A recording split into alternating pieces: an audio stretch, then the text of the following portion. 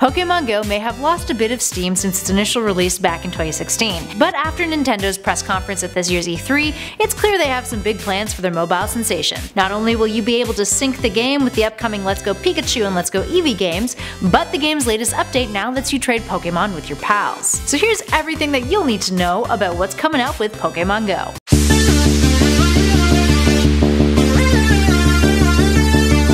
Trading has been a long time coming, and it's one of the biggest requests the players of the game have had since it came out. This update allows for friends lists, a cool feature that even the original Pokemon games lacked, only allowing for players to trade one-on-one at a time.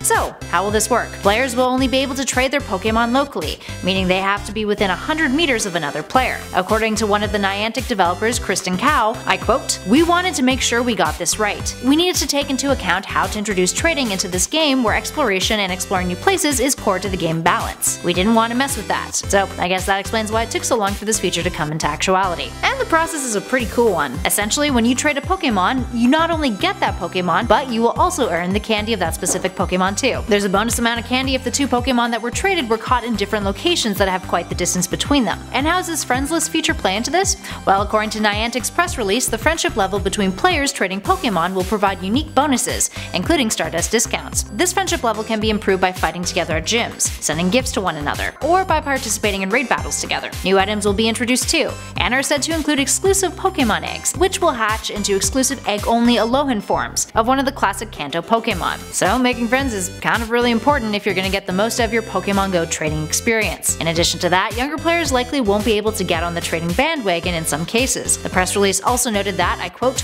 "Trainers who require parental approval and registration through the Pokemon Trainer Club to play Pokemon Go will be unable to trade with other trainers in the game." In addition to this, you also have to be at least level 10 in order to trade in general. And in order to trade Pokemon, you'll need Stardust. Players will only be able to add friends to their list by popping in each other's trainer codes, which is meant to keep the game safe and deliberate. Once accepted, you can check out your friend's stats, which also includes their recent game activity. Your friendship levels also have tiers: Good Friend, Great Friend, Ultra Friend, and Best Friend, with each tier having their own bonuses, including bonuses in gym battles like having higher attacks. The amount of Stardust required to trade is also dependent on your friendship level, with it being less Stardust required if you're Ultra Friends with someone rather than being a Good or Great Friend with them. There's also a category known as Special Trades, which are only accessible by Great Friends and up.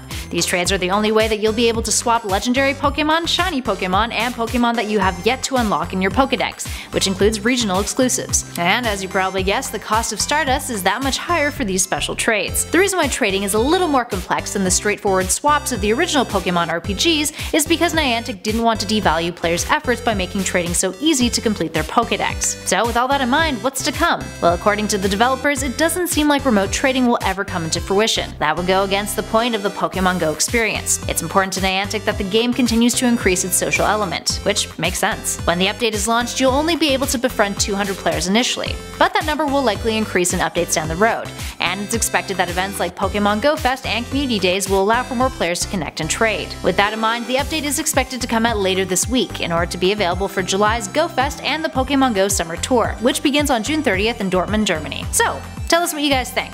Are you still playing Pokemon Go? If not, will this update get you back into the game? Let us know in those comments below. And for more gaming updates, news, and lists, be sure to subscribe to Top 10 Gaming. Thanks for watching, everybody.